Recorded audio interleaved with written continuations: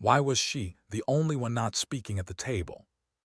The room buzzed with voices, commanders trading clipped sentences, intelligence officers shifting papers, maps scattered under fluorescent lights. Orders barked, radios humming, the kind of noise that fills space but leaves a person emptier inside. And yet she didn't speak. She sat still, eyes lowered, the weight of the desert dust still clinging to her boots, her hands wrapped quietly around a paper cup of stale coffee. No one asked her opinion. Not tonight. Not after what happened 3 days ago. Silence can be louder than shouting. One officer's hand cut across the map, stabbing at a red circle with his finger. Target confirmed here. Enemy movement is light. A precision strike followed by ground insertion. His voice was sharp, certain. Too certain. She noticed details he didn't. The way his voice sped up when he said light. The way his eyes didn't quite meet anyone else's when he said confirmed. She'd seen this before. People bluffing with lives they didn't have to lose. But she stayed quiet. Because silence was all she had left. Her call sign was Raven. Nobody in the room used her real name anymore. It hung somewhere between classified and forgotten. And in that silence, she wondered if it even mattered. But there was something she hadn't told them, not yet. A storm was coming, not on the weather maps, but inside her own chest. The briefing ended. Chairs scraped back. Boots scuffed the concrete. Men laughed with the kind of nervous humor soldiers use to hide the truth. One corporal whispered about ration coffee tasting like oil. Another cursed at the sand chewing up rifle barrels. Human, small things. Reminders that war doesn't erase the ordinary. Raven rose slowly, her movements controlled, economical. She carried herself like a shadow. No one stopped her. No one asked her what she thought. That was fine. Outside, the desert night pressed heavy. The base smelled of fuel, dust, and faint echoes of burnt metal. A generator hummed nearby, breaking the silence. She walked past rows of tents, the glow of cigarettes floating like ghosts in the dark. Her silence wasn't weakness, it was endurance, but endurance has limits. As she reached her quarters, a thin canvas wall separating her from the unforgiving world, her hands trembled just once before she shoved them into her pockets. No one saw. That mattered. She lay on her cot, staring at the metal ribs of the ceiling. The fan squeaked every fourth rotation. Outside, boots shuffled. Radios crackled. Somewhere far off, a dog barked. But in her head, a different sound, a memory. The ringing of a bell, the kind that hung outside her mother's back porch. Summer nights, fireflies, her younger brother daring her to climb higher into the old oak tree. She remembered laughter. She remembered safety. And then she remembered losing it. The bell had rung the last time at a funeral, his funeral. That's why she was here. That's why she endured. The mission briefing didn't know that. The commanders didn't care. But to her, this desert, this silence, this war, it was personal. The next morning, before the sun bled across the horizon, she was already awake. She checked her gear in silence. Fingers brushing metal, fabric, straps, ritual, precision. The rifle disassembled, cleaned, reassembled, each click familiar as a heartbeat. The pistol checked, chamber clear, magazine locked. She pulled her hair back, tucked it neatly. The mirror cracked down the middle reflected two versions of her, the soldier and the girl she used to be. Someone knocked at the frame of her tent, a voice. "Raven, you on deck in 10. She didn't answer, just zipped the case shut, slung it over her shoulder and stepped into the rising light. The helicopter blades chopped the air like impatient drums. Dust swirled, stinging eyes and skin. She climbed in without a word. The others were already seated, a mix of veterans and kids pretending not to be scared. One young private, barely old enough to shave, clutched his rifle too tight. She noticed his knuckles white against the metal. His eyes darted toward her. Maybe he wanted reassurance. Maybe he wanted someone to tell him this was all going to be okay. She said nothing. Because promises in war are lies. The bird lifted, engines screamed. The desert shrank beneath them.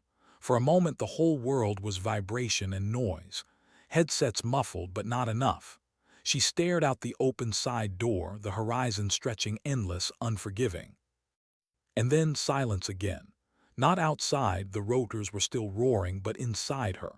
That strange, heavy silence of someone replaying ghosts. Her brother's face, his last message, his laugh, his absence. She closed her eyes just for a second.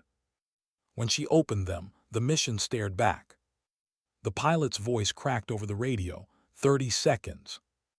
Time bent, seconds stretched. The desert below rushed closer. Shadows of ruined buildings cut across the sand.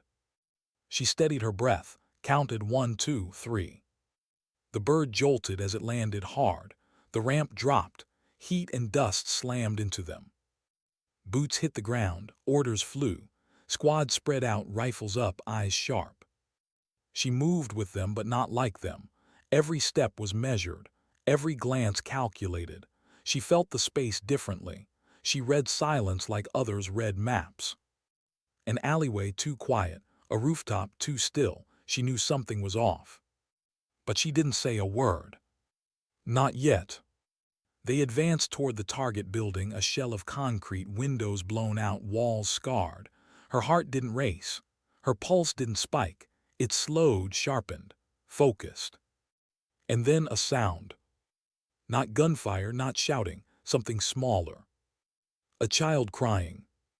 It froze her mid-step. The squad pushed forward, not noticing, not hearing.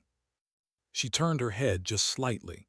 The sound came again, a whimper from the rubble pile by the alley wall. Her throat tightened, her chest burned. Memories collided with reality, her brother's voice, the funeral bell, and now this. "Raven, move up," a sergeant barked. But she didn't.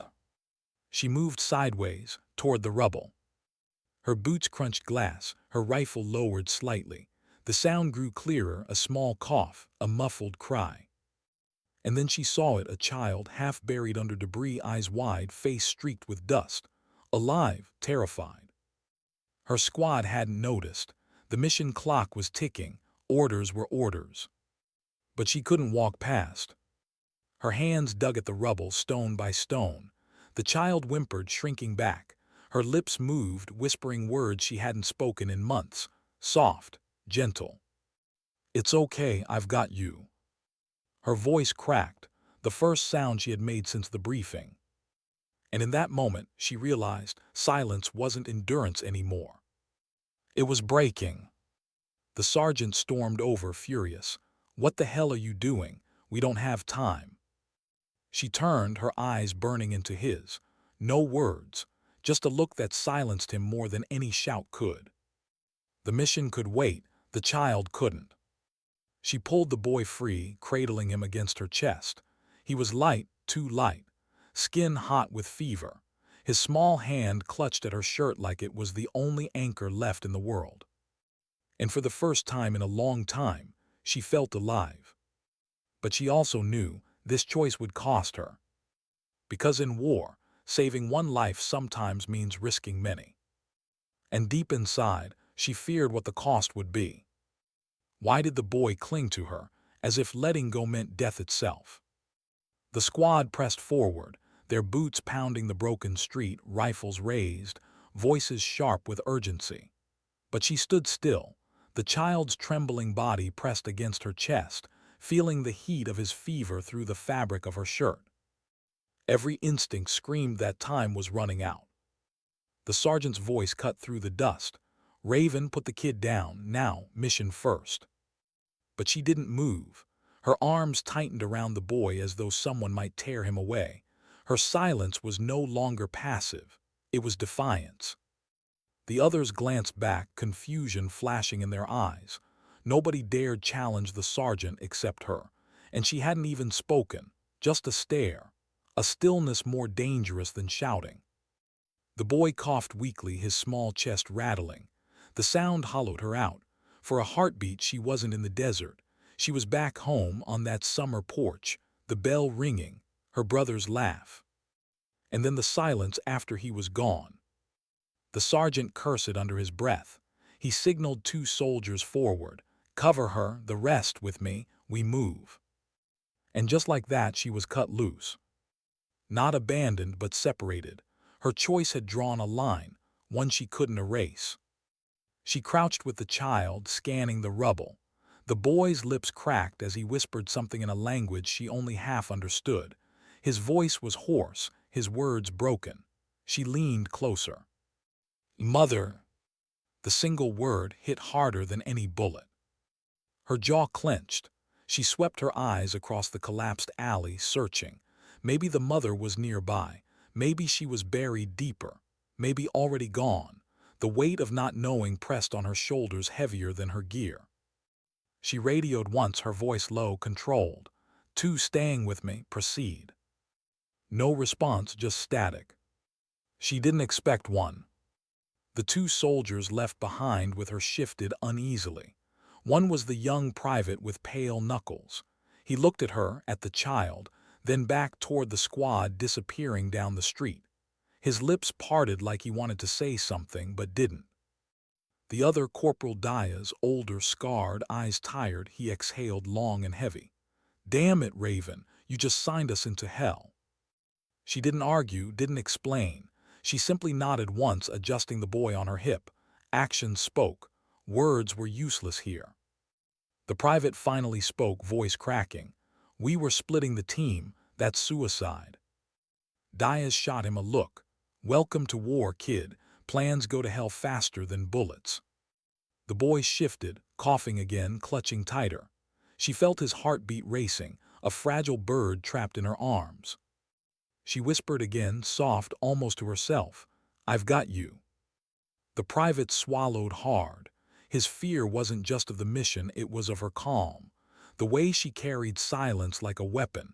He didn't understand it, not yet. They moved, not toward the main target, not with the squad, but into the ruins, chasing the faint hope of another survivor. The streets whispered with emptiness. Wind tugged at shredded curtains. A door banged softly in the distance. Every sound could be nothing or everything. She led, rifle angled low, the boy held close. Diaz covered the flank. The private followed, breathing too loud, boots crunching glass. She raised a hand once, stillness. His breath caught. They froze. A shadow shifted across a rooftop. Her finger brushed the trigger, steady, calm. A second passed, 2. The shadow vanished. Her pulse didn't change, but inside her chest tightened. The city wasn't empty, it never was. They pressed deeper.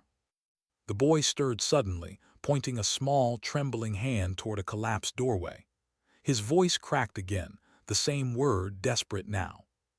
"Mother." Diaz muttered, "Christ." They approached. Stones piled high, wood splintered.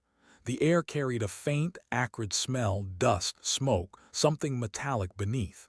She shifted the boy gently into Diaz's arms. He hesitated, then held the child awkwardly against his chest. She knelt, pressing her ear close to the rubble.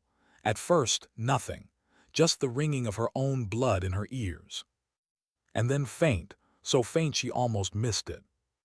A breath. Alive. Her throat tightened.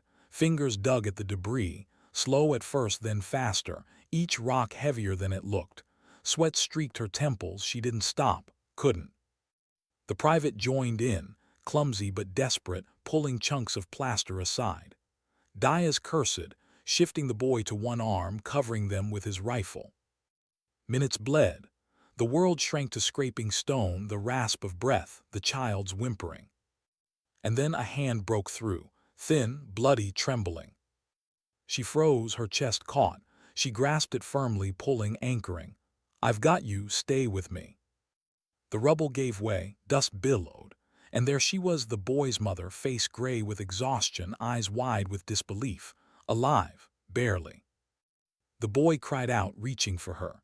Diaz lowered him quickly, and he stumbled into her arms. The mother clutched him, sobbing into his shoulder. For one fragile second, amidst the ruins, there was something almost holy. But war doesn't pause for miracles. The crack of a rifle shattered the moment.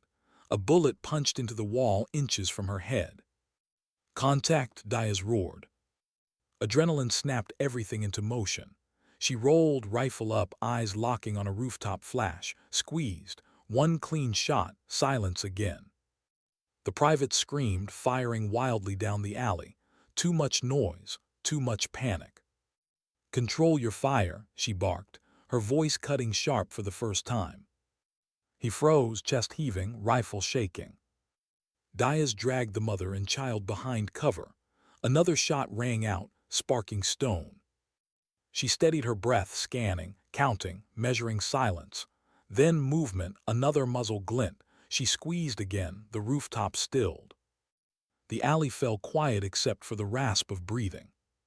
The mother clutched her son tighter, whispering rapid prayers. The boy buried his face against her neck. Diaz spat into the dust. "You realize every gun within a mile just heard that, right?" She said nothing, but inside she knew he was right. The private trembled, staring at the bodies on the rooftop. His lips quivered. I couldn't."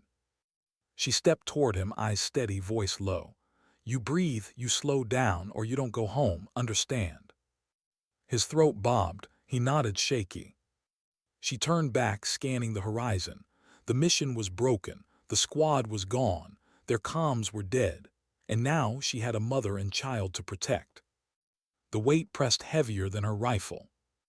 Diaz leaned close, voice dark. "Command's gonna hang you for this." Her silence answered. Because the truth was, she didn't care. Not about orders, not about consequences, only about the small heartbeat she still felt echoing in her arms moments before. They moved again, slower now, every corner a risk, every shadow a threat. The mother stumbled once, too weak, but the boy steadied her with hands too small for such a burden. She saw it. The endurance. The same silence she carried in herself reflected in a child. And in that something shifted. For the first time in months, she didn't feel entirely alone. But she also knew this was just the beginning. Because silence doesn't save you forever. It only buys time. Why did the radio stay silent when she called? Her thumb pressed the transmitter again, harder this time, though she knew force didn't matter. Just static. No voice. No acknowledgement. The line that tethered her to command cut. She let the button go.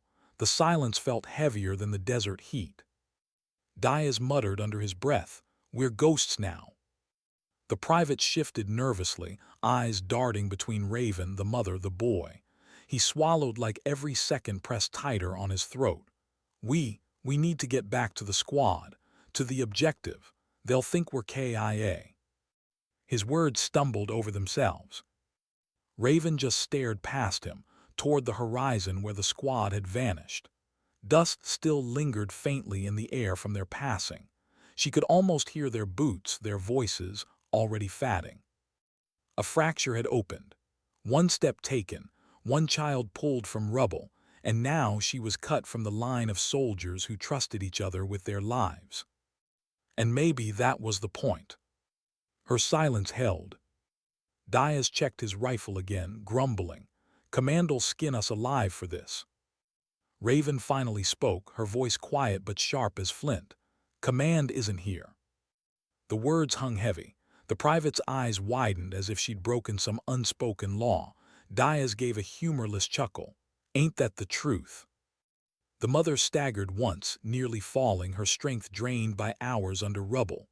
Raven caught her arm, steadying her. The boy looked up at her, eyes wide, trusting. Too trusting. Trust was dangerous. They moved, weaving through alleys where shadows stretched like claws. The silence here wasn't empty. It watched, it waited. The private's voice cracked again. What if they ambush us?" Diaz barked a low laugh. "Kid, in this city it's not if, it's when." The boy sneezed suddenly, the sound small but piercing in the quiet. Raven froze, everyone froze. She lifted her fist, signaling stillness. A beat, too. Then faint footsteps somewhere ahead, slow, deliberate. Her eyes narrowed. She motioned them back, pressing the mother and child against a wall. Diaz shifted his rifle to cover. The private's hands shook, finger twitching on the trigger. The footsteps stopped. Silence. Then a metallic scrape, rifle barrel against stone. She exhaled once steady. The hunt was on. Shadows flickered at the alley's mouth. Movement. A figure leaned, rifle raised. She didn't fire, not yet. She waited, breath even. A second figure appeared, then a third. Not patrol, not random, a sweep team. Her mind calculated angles, distances, exits. 3 rifles, 1 mother, 1 child, 2 allies she couldn't fully trust. Diaz glanced at her, muttering, "What's the play, Raven?" She didn't answer. Words wasted time. Instead, she pointed one sharp motion. Diaz understood, flank. She crouched low, rifle snug against her shoulder, finger feathering the trigger. Time stretched. She felt the dust in her lungs, the sweat on her brow. She heard the boy's shallow breaths behind her. The first enemy stepped closer. Just one more pace and he'd see them. Her finger tightened. One shot cracked. His body crumpled before his rifle lifted. Chaos erupted. The second spun, firing blind into the alley. Bullets sparked stone, chips slicing her cheek. She didn't flinch, fired again. He dropped. The third bolted, shouting something guttural, calling for backup. Diaz's rifle barked twice. Silence returned. But not for long. Distant shouts rose, echoing through ruins. The city woke like a beast disturbed. The private's face was pale, eyes wide as moons. They know we're here, they're coming. Raven grabbed his vest, dragging him eye to eye. Breathe. He gasped. She didn't let go until his breath steadied, even slightly. Then she released him. The mother clutched the boy tighter, rocking, whispering in her language. The child buried his face in her neck. Diaz cursed, reloading. We need to move now. Raven nodded once. They ran. Every street was a risk. Every corner a coin flipped between life and death. Boots pounded broken concrete. The boy coughed, his breath ragged. The mother stumbled, Diaz hauling her forward by the arm. Raven's eyes never stopped moving. Windows, rooftops, shadows. She read silence like scripture, and the silence told her they weren't escaping unnoticed. Not today. They ducked into a shattered building, collapsing against a wall. The air was thick with dust and old smoke. Sunlight cut through holes in the ceiling, stripping the floor like broken glass. The private slumped, chest heaving. We can't keep this up. Diaz threw him a look. You want to sit down and die, be my guest. The boy coughed again, weak. His mother pressed her hand to his forehead, fever, rising fast. Raven knelt, touching the boy's wrist gently. Pulse rapid, skin hot. He wouldn't last without water, without rest, without something more than survival instinct. Her throat tightened.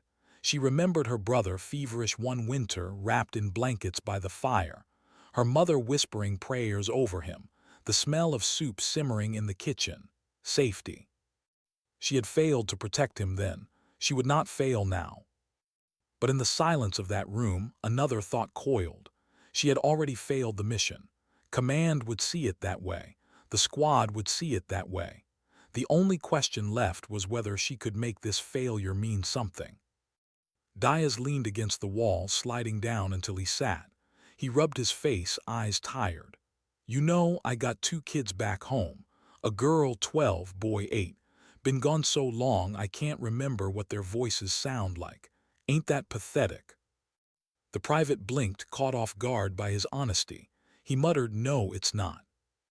Diaz gave a humorless smile. Yeah, it is. His eyes drifted to the boy clinging to his mother. Makes you wonder, what kind of father leaves and never comes back? Raven's gaze flickered, but she said nothing. Diaz looked at her. That why you're doing this, you lose someone too. Her silence was answer enough. The private spoke softly, almost to himself. I never had family, just foster homes, places I didn't belong. Thought maybe, if I wore the uniform, I'd finally belong somewhere. The words trembled with truth, raw and unguarded. He bit his lip, embarrassed, but the air in the room shifted. His honesty had weight. Raven studied him. Young, too young to already carry emptiness like that. She wanted to say something, to tell him belonging wasn't a uniform, it wasn't orders, it wasn't even survival. It was something smaller, something quieter. But the words stayed inside. Instead, she rose, checking the window, eyes scanning. Movement flickered down the street, more shadows gathering. They didn't have long. She turned back, voice low but firm. "We move at dusk." Diaz frowned. "Why wait?" She looked at the boy, asleep against his mother's chest. His breathing shallow, fever hot. "He needs hours. We can give him that." Diaz cursed but didn't argue. The private nodded slowly, relief softening his panic. And for a brief, fragile moment, silence returned. Not the heavy silence of fear, not the suffocating silence of command's neglect. A gentler silence, the kind that comes when people sit together, waiting for night. The mother hummed softly, a tune broken but tender, rocking her son. Diaz closed his eyes, head against the wall. The private stared at the floor, lost in his thoughts. Raven stood watch, eyes never leaving the broken horizon. And in that silence, she felt something dangerous. Hope. But hope, she knew, was the most fragile thing of all. Why did dusk feel more dangerous than daylight? The city seemed to hold its breath as the sun bled into the horizon. Shadows lengthened, stretching claws across cracked pavement. Windows glowed with the last orange fire before swallowing themselves in black. Raven stood at the jagged frame of the window, eyes scanning. The silence wasn't empty. It rarely was. Silence here was layered. Beneath it, she could feel the hum of danger, the way a wolf can smell blood before it sees prey. Behind her, Diaz stirred, clocks ticking. Raven. She didn't answer.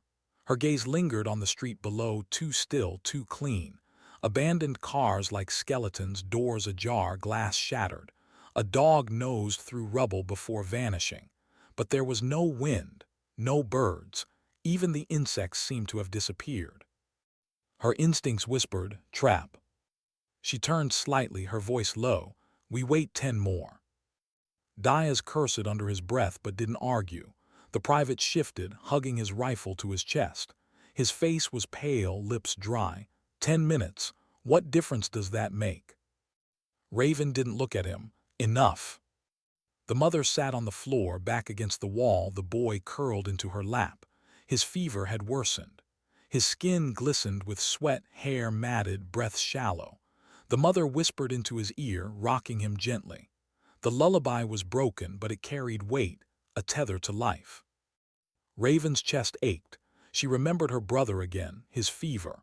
The way her mother had sung to him, voice steady even when her hands trembled. That same endurance. That same fight against silence. But her brother hadn't made it. And this boy she didn't know yet. The minutes crawled. The private fidgeted, whispering something under his breath like a prayer. Diaz kept cleaning his rifle, movement slow, deliberate. The sound of cloth on metal scratched the silence. Then a noise. Soft, almost nothing, but her head snapped toward it. A scrape of gravel, a whisper of boots outside. Diaz froze mid-motion. The private stiffened, knuckles white again. Raven raised her hand, stillness. She crouched, peering through the jagged hole in the wall. Darkness thickened, but her eyes adjusted. Shapes, shadows moving with purpose, too many. A sweep, not 3 this time, more 6, maybe 8, fanning out, quiet, careful. They knew someone was here. Her jaw clenched, options narrowed fast, fight, flee, or hide. She turned to Diaz, whispering sharp, "Back exit." He shook his head, whispering back, "Not clear, could be more." The private's voice cracked, "Then what do we do?" Her eyes flicked to the mother and boy, too weak to run fast, too fragile to endure a sprint under fire. A choice coiled in her chest like a blade. The squad would have left them, command would have left them. Logic said the same, but her silence had already broken once. She couldn't leave them. She signed quick hand signals. Diaz nodded grimly. He understood: cover fire, distraction. He exhaled slowly. Damn it, Raven, you always pick the hardest way. She didn't answer. The private's breath came fast. You mean we're staying against that? Diaz leaned close, voice dark. Welcome to war, kid. The boy whimpered faintly. His mother pressed his head into her chest, whispering frantic prayers. Raven steadied her rifle. Her pulse slowed even as the footsteps outside drew closer. Her silence returned, but this time not endurance, not defiance. This silence was the calm before fire. The first shadow crossed the doorway. She fired. One shot, clean. The figure crumpled before he knew death. Chaos broke. Shouts in a foreign tongue, boots pounding. Gunfire erupted, tearing holes through the walls, spraying dust and shards. The mother screamed, curling tighter around her son. Diaz's rifle roared, sharp bursts controlled. The private fired wildly again, panic exploding through his trigger finger. Short bursts, Raven snapped, dragging him down behind cover as bullets chewed the wall above. Her mind split the battle into fragments: sound, light, angles, each gunshot a heartbeat, each shadow a threat. She leaned, fired, another target down. Shifted, fired again, a shoulder hit, the man spun away screaming. Diaz grunted, a bullet grazing his arm, blood streaking his sleeve. He cursed, teeth clenched, but kept firing.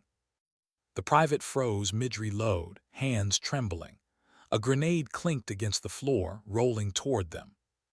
Raven's body moved before thought. She lunged, kicking it hard. It skittered back into the street just as it detonated, fire and shrapnel spraying the night. The shockwave rattled the building, dust choking the air. The boy wailed, the mother sobbed. Raven coughed, ears ringing, but she didn't stop. Silence wasn't survival anymore. Action was. She grabbed the private's vest, yanking him upright. Focus, breathe, reload now. His eyes wide, he fumbled, clipped the magazine, slammed it in. His breath steadied barely. Diaz reloaded, blood dripping down his arm. We can't hold forever. Raven knew. This wasn't defense, this was delay, survival by seconds. She scanned the street. More shadows closing, too many. Her silence broke again. Move. They scrambled, dragging the mother and boy toward the back. Bullets tore through the walls, splinters raining. Diaz covered, laying down fire. The private stumbled but followed, his fear pulling him forward. They burst through the back exit, into another alley, narrower, darker. Not safety, just a different battlefield. Raven led, every muscle tight, every sense straining. Her boots splashed through a puddle, the sound too loud in the stillness. The mother stumbled again. Raven caught her, slung the boy into her own arms. He was lighter than he should have been, too light. His fever burned against her chest. She pushed forward, one foot, then another. Behind them, shouts rose. The hunt wasn't over. Diaz hissed, voice rough. We're bleeding time, Raven. She ignored him. The boy whimpered. His small hand clutched her collar, eyes glassy. Her silence said more than words. She wouldn't let go, not again. They reached another building, this one half collapsed, its roof caved in. Raven ducked inside, motioning them low. The night deepened, swallowing sound. Inside, dust floated in thin shafts of moonlight. Rubble crunched under boots. The air smelled of rust and decay. They crouched in the shadows, catching breath. Diaz ripped fabric from his vest, wrapping his bleeding arm. The private leaned back, shaking, his chest heaving. The mother stroked her boy's hair, whispering broken comfort. His eyes fluttered. Raven knelt beside them. She pressed her hand to his forehead. Burning, too high. He wouldn't last without medicine, maybe not even the night. Her chest cracked with the weight of it. She had carried silence like a shield, but silence couldn't cool fever. Silence couldn't fight infection. Silence couldn't stop death. Her brother's face rose in her mind again, pale, eyes glassy, the last time she saw him alive. The sound of that funeral bell. Her throat tightened. She whispered words she hadn't spoken since then, her voice almost breaking. "Stay with me, don't give up." The boy's eyes fluttered, too weak to answer. Diaz watched her, silent for once. Something softened in his face, hidden beneath years of scars. The private finally whispered, voice trembling, "We're not gonna make it, are we?" Diaz started to bark at him, but Raven raised her hand. She met the boy's eyes, steady. "You will," she said. Simple, certain, more than belief, a promise. And in her silence after, the weight of that promise pressed harder than any order command had ever given. Outside, footsteps crunched again. Voices called, searching. The hunt wasn't over. It was only beginning. What happens to silence when the dark swallows even its echo? The night pressed close, heavy, suffocating. Every step Raven took seemed louder than it should have been. The broken city had turned into a maze of black alleys and fractured walls, each corner a blindfold, each shadow a question. Diaz limped behind her, his bandaged arm leaving a faint trail of blood along his sleeve. He didn't complain. He never did. But she could hear it in his breath, ragged, controlled, but shallow. The private stumbled for the third time, muttering curses under his breath. His hands shook even when they weren't holding his rifle. He was too young, Raven thought, too soft for this place. His fear clung to him like the smell of smoke. The mother carried nothing now. Raven held the boy against her chest, his small body limp with fever. His breaths rasped shallow, too slow. She shifted him higher, pressing his head against her collarbone. His heat burned through her shirt. She kept walking. The silence wasn't safe anymore. It wasn't the stillness she once trusted. It was a predator now, waiting, circling, choosing when to strike. She paused at a corner, lifted a hand. The group froze. Raven leaned, peering around the crumbled wall. The street beyond stretched empty, moonlight spilling across broken glass and dust. Empty never meant safe. Her instincts whispered, "Not yet, wait." Diaz crouched close, whispering low, "We can't keep stopping, we need distance." Raven didn't look at him. Her eyes searched shadows, windows, rooftops, all still, too still. Finally she moved. They slipped across the street, boots crunching glass. The private winced at the sound, his breath catching. Diaz muttered, "Relax, rookie. They already know we're here." The boy stirred faintly in Raven's arms, a soft whimper. His fingers brushed weakly at her collar. Her heart clenched. She whispered, more to herself than him, "Almost there. Hold on." Almost where? She didn't know. There was no map, no safe zone, no certainty. Only the instinct to keep moving forward. They ducked into another building, its roof half collapsed, the air thick with mildew. Moonlight spilled through a hole in the ceiling, silvering the dust. Diaz sank against the wall, his breath shallow. "We need to stop, just for a minute." The private muttered, "Stopping will get us killed." Diaz shot him a look sharp enough to cut. "So will running blind." Raven lowered herself, cradling the boy gently as she knelt. His skin was too hot, his lips cracked. She pressed the back of her hand to his forehead, her jaw tightening. He was burning up from the inside. The mother crouched beside her, eyes glistening. She whispered something in her own language, voice breaking. Raven didn't understand the words, but she understood the tone. Pleading, desperate. Raven's silence cracked with a whisper, "I'll get him through." The mother's hand gripped hers suddenly, tight, shaking. Gratitude, fear, trust. Diaz watched them, his expression unreadable. He pulled a flask from his vest, unscrewed it, and handed it over. Raven pressed it to the boy's lips, letting a drop fall, too weak to swallow much, but something. The private shifted, restless, eyes darting at every creak in the night. "Why are we doing this?" His voice cracked with raw fear. "He's not our mission. None of this is." Diaz's voice was low, dangerous. "Shut your mouth." "No," the private pressed louder. "We're supposed to regroup. Get out. Not drag around civilians like some kind of rescue squad. This is suicide. His words cut through the stillness, too sharp, too loud.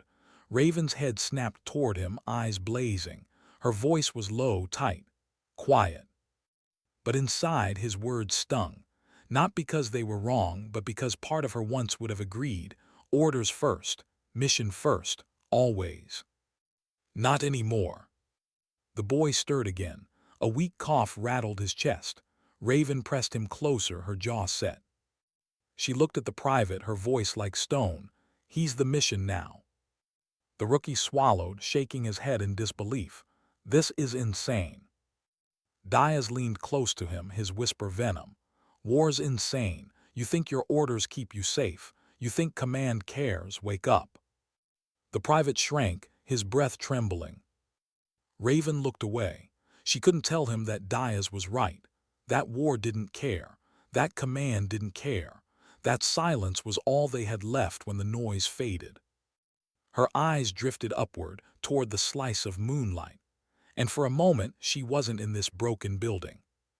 She was home. Her brother was coughing, his fever worse by the hour. She had pressed cold rags to his skin, whispering to him, begging him to hold on. She had prayed silently, promising him she'd trade anything, everything, just for him to survive. But the silence had answered with nothing. The bell had rung the next morning. Her throat tightened. She blinked hard, pulling herself back into the present.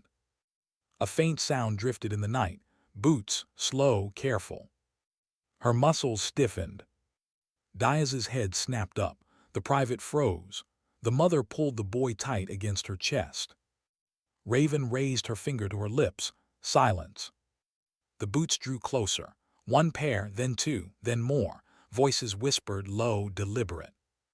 They were being hunted. Raven's eyes scanned the building. No second exit, no safe escape. She adjusted the boy in her arms, handing him gently back to his mother. Then she lifted her rifle, sliding toward the wall. Diaz rose with her, his good hand steady on his weapon. He met her eyes, a silent exchange. We fight here. The private swallowed, his hands trembling as he raised his rifle. The first shadow crossed the threshold. Raven's shot cracked the silence. The body dropped. Gunfire erupted. Wood splintered, plaster shredded. The building shook with noise, each bullet a hammer strike against their thin cover. The mother screamed, curling over her boy. Raven fired again, then again, moving with precision, each shot controlled. Diaz covered the other angle, his fire sharp and ruthless. The private panicked, firing wild bursts until his magazine clicked empty. His breathing spiked. He fumbled with the reload, hands shaking. Calm, Raven barked, dragging him behind cover before a bullet ripped through his spot. She shoved the magazine into his hands. Focus, now. He blinked at her, wide-eyed, then snapped the mag in. His breath steadied just enough. Raven leaned, firing again. The alley outside lit with muzzle flashes, shouts echoing. The fight stretched minutes that felt like hours. Each shot, each scream, each cry weighed heavier. Then silence. Not safety, not yet. But silence. Raven held her breath, listening. No boots, no whispers. Diaz exhaled slowly. They'll be back. Raven nodded once. She moved back to the boy. His fever was worse. His small chest rose and fell in shallow gasps. The mother's tears streaked her face, her whispers frantic. Raven touched the boy's cheek gently. Then she stood. We move, she said. Diaz's voice was heavy. Where? Raven's eyes hardened. The outpost, east side, they'll have supplies. Diaz's brow furrowed. That's a damn death trap, it's probably gone. Raven's voice was steady. It's hope. Her silence after carried the weight of a vow. She wouldn't let this boy fade into the same silence her brother had. Not if she had to carry him through fire. The private looked at her, trembling. And if we don't make it? Raven finally met his eyes, her voice soft but sharp. Then we endure, until we do. The silence after stretched long, heavy, alive. The hunt wasn't over, but neither was she. How long can a body move before silence feels heavier than sound? The night swallowed them whole as they moved east. No stars, just a smothered sky. The moon hid behind ragged clouds, throwing the ruins into deeper shadow. Every step felt like a trespass, every breath too loud. Raven carried the boy again. His fever radiated through her chest, each breath a shallow rattle. The mother walked beside her, whispering prayers under her breath. Not words Raven understood, but the rhythm carried weight, pleading, promising. Diaz walked behind, limping. His arm wound had worsened. The bandage was dark now, sticky. He never said a word about it, just gritted his teeth and kept moving. The private dragged at the rear, shoulders hunched, eyes darting everywhere. His boots scuffed, his breathing too fast. He muttered to himself, low, frantic. Raven didn't need to hear the words. She knew fear when it bled out of someone. The silence pressed close, the kind that made the skin on your neck prickle. She could feel eyes, somewhere, watching. They slipped through rubble-choked alleys, across empty courtyards, past burned-out vehicles. The smell of char and rust clung heavy in the air. At one corner, Raven froze. She raised her hand. Everyone stilled. She crouched, eyes narrowing at the faint glimmer ahead. A tripwire stretched across the street, barely visible in the moonlight. The private nearly stepped into it before Diaz yanked him back by his vest. "Eyes open, rookie," Diaz hissed. The private's breath caught, his whisper cracked. "How do you even see that in the dark?" Raven's voice was low. "You learn." She led them around it, weaving through debris. The silence deepened again. Her thoughts slipped, unbidden, back to her brother. The night she had found him at his worst, pale, drenched in sweat, his breath thin and broken. She had pressed her forehead to his, whispering she'd stay awake all night, that she'd keep him safe. She had stayed, hours, listening to the sound of his struggle. And in the morning, only silence. The bell toll still rang in her bones. Her chest tightened. She shifted the boy higher, pressing him against her heart. His heat burned, but he was still breathing. He was still here. They pressed on. Hours blurred. The city changed around them, streets narrowing, ruins crumbling higher, alleys twisting tighter. The air grew colder, the silence sharper. The private stumbled again, cursing under his breath. His rifle clattered as he almost dropped it. Diaz snapped at him, voice low but furious. "Control yourself. Noise gets us killed." The private's voice cracked. "We're already dead. We're walking ghosts out here." Diaz's hand clenched on his rifle. "Say that again." "Enough," Raven cut in sharp. Her whisper sliced the dark. The two men glared at each other, breath heavy, but they quieted. The mother looked at Raven with wide eyes, her hand trembling as it stroked her boy's hair. Raven met her gaze, steady, silent. A promise lived in that look, even if she hadn't spoken it. They moved again. Then a sound. Not boots, not gunfire, something stranger. A metallic scrape, a faint buzz. Raven's blood chilled. She motioned them down, crouching low against a wall. From the shadow of the street ahead, a drone floated into view, small, silent but for the faint hum of its rotors. A single red eye blinked beneath its frame, searching. The private's breath hitched audibly. Raven's hand clamped over his mouth before sound escaped. His eyes went wide, but he stilled. The drone hovered, scanning. It drifted closer, red light sweeping. Raven's heartbeat slowed, her muscles tight. She pressed the group flat against the rubble, every shadow their shield. The drone paused, then moved on, gliding silently down the street, vanishing into the dark. Only then did she release the private. He gasped for breath, whisper shaking. "What the hell was that?"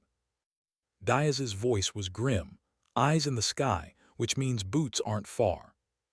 Raven didn't speak, she knew. Drones meant they were tagged, time was running thinner than ever. They moved again, faster now, urgency sharpening every step. The city bled into wasteland, cracked roads, gutted houses, fields of rubble. No cover, just exposure under the sickly moonlight. Diaz gritted his teeth, limping harder. His breath was shallow, sweat dripping. He was fatting. Raven slowed beside him. How bad? He smirked faintly, his face pale. Bad enough, but not dead yet. His eyes held hers steady, even as pain shadowed them. Don't stop for me. She didn't answer. She shifted the boy higher in her arms and kept walking. The silence stretched long again. Finally, the private whispered, voice small, "Why are you doing this?" Raven glanced back. He swallowed, his eyes darting between her and the boy. "You could have left. You should have left. Orders don't say anything about this. So why carry him?" Her steps slowed. She looked down at the boy, his fevered face pressed against her collarbone. Her voice was soft, "Because I didn't carry him once, and I've lived with that silence every day since." The private frowned, confused, but Diaz understood. His eyes softened just for a moment. Raven didn't explain further. She didn't have to. The silence spoke enough. They walked until the horizon began to pale faintly.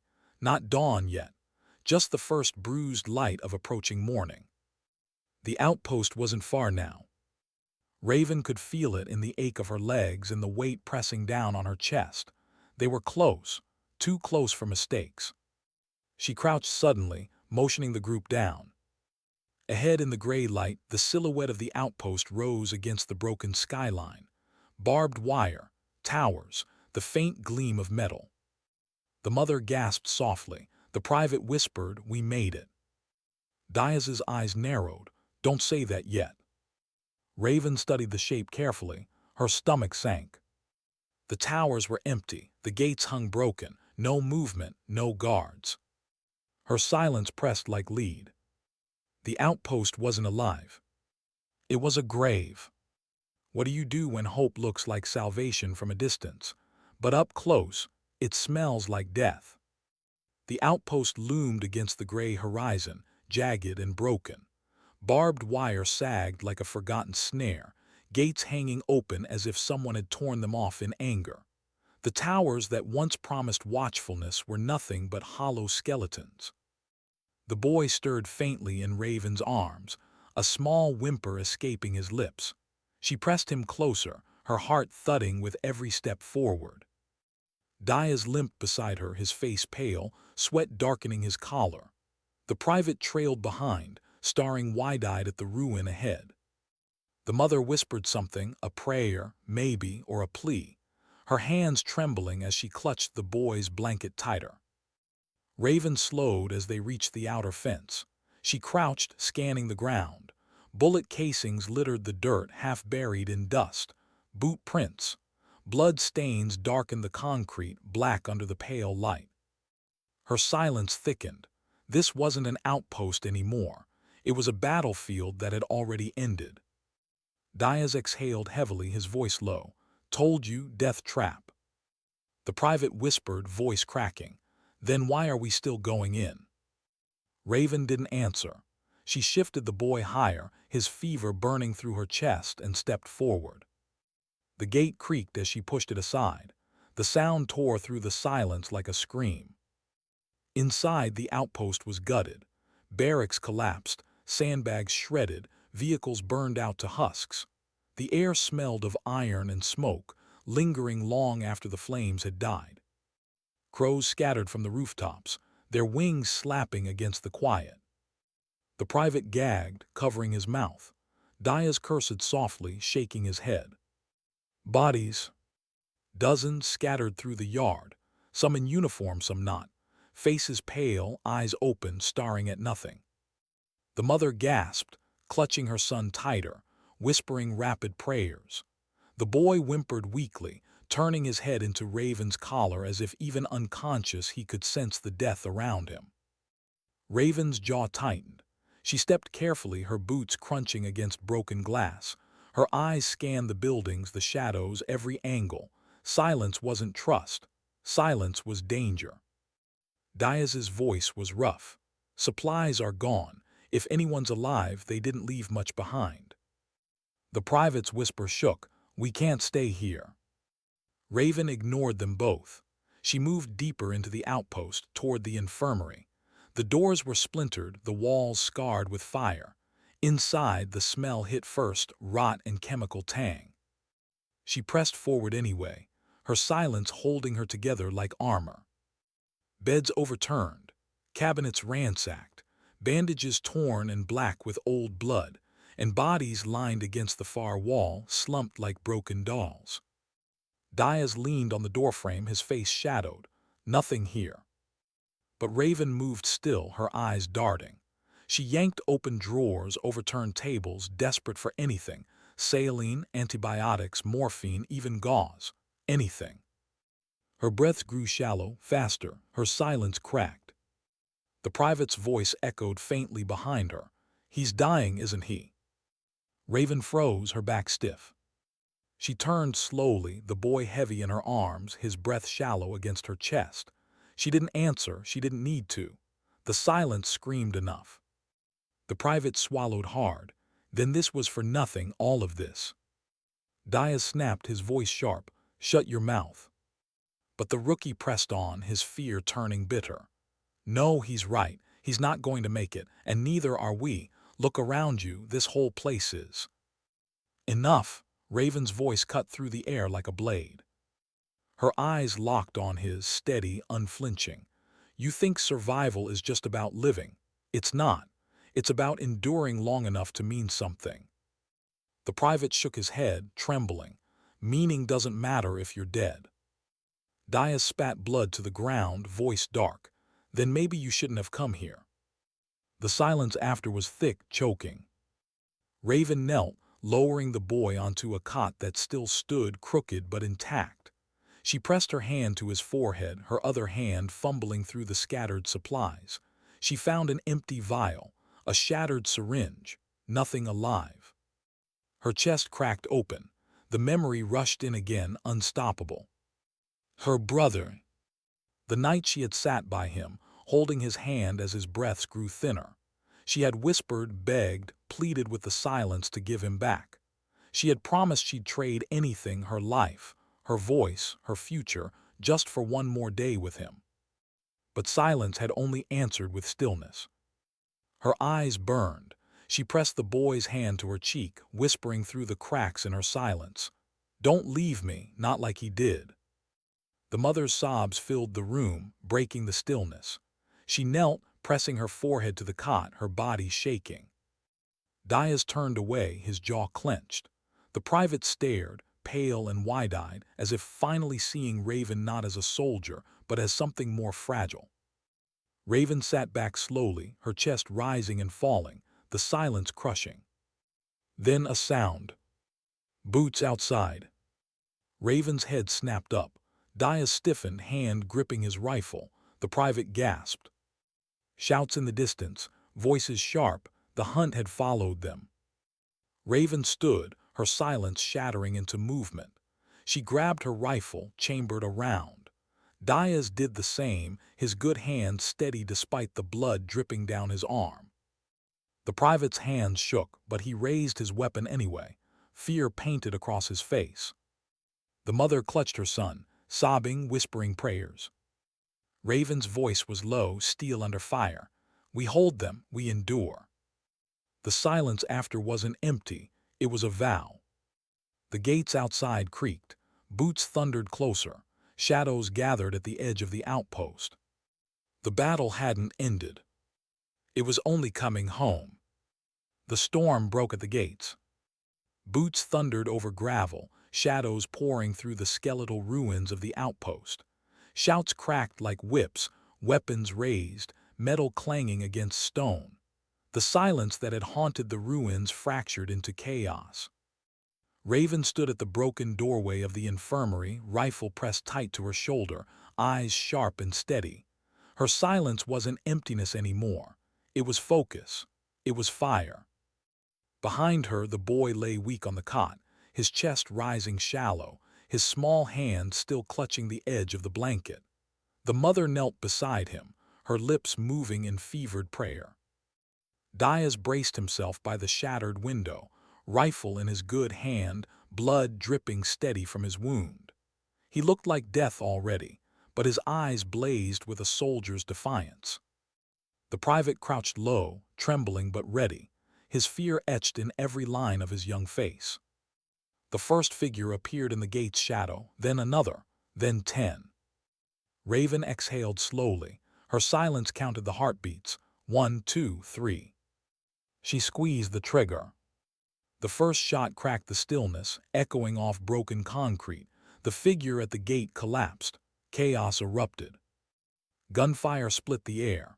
Bullets ricocheted off steel and stone. Windows shattered. Dust exploded into clouds. Raven moved with precision, each breath measured, each shot clean. She carved silence into noise, turning the ruin into a storm of lead. Diaz roared, his rifle barking fire, his teeth bared through the pain. He cursed the shadows, dared them to step closer, his blood painting the wall behind him. The private panicked at first, his shots wild, uncontrolled. But Raven's calm bled into him. He steadied. His shots began to find their mark. The enemy swarmed, shouting, firing, rushing like a tide. Raven's silence endured. Every recoil snapped her body forward. Every round counted like beads on a rosary. Her jaw tightened, her eyes cold, her arms steady though her heart screamed. But then a cry. The boy, his chest heaved, his small voice gasping weakly. The mother's scream rose above the gunfire. Raven turned her head for only a second. That second was enough. A bullet tore past her, grazing her shoulder, hot and searing. She staggered, her breath catching. Diaz cursed, shifting to cover her, his fire wild but furious. Stay alive, damn it. Raven pressed back against the wall, her hand clutching the wound, blood seeping fast. She forced herself forward again, vision tunneling, silence fraying at the edges. Another wave surged through the gate, shadows endless, merciless.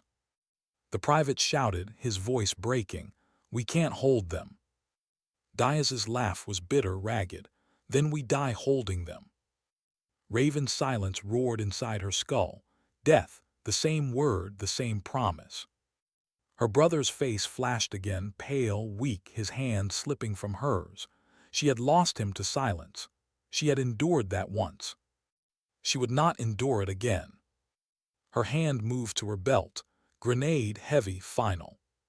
She looked at the boy, his breath shallow, his mother clutching him, her tears cutting lines through the dust. Raven's throat burned. Her silence cracked, words tearing out like blood. "You run, both of you, when I move." The mother froze, wide-eyed. "No, you." Raven's voice cut sharp, fierce. "Run." Diaz's eyes widened, then softened, the truth sinking in. He nodded once slow, as if saluting without raising his hand. "Always knew you'd go out loud." The private shook his head violently. "No, no, we stick together, we." Raven's silence glared at him. He saw it.